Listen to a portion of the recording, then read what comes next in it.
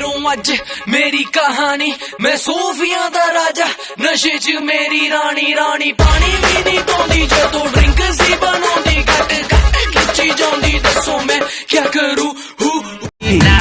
2000 भरी जुर्माना नया साल में घर जे भागी, पीछे खेतानी में पार्टी होई कहने ता निकलिया।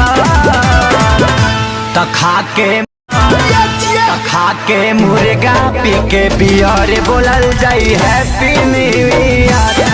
खाके मुर्गा पी के बियर बोलल जाई हैप्पी न्यू ईयर।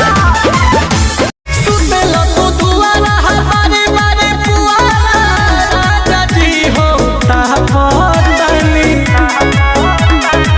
कि सरदी से का पतानी तकिया। ए मोना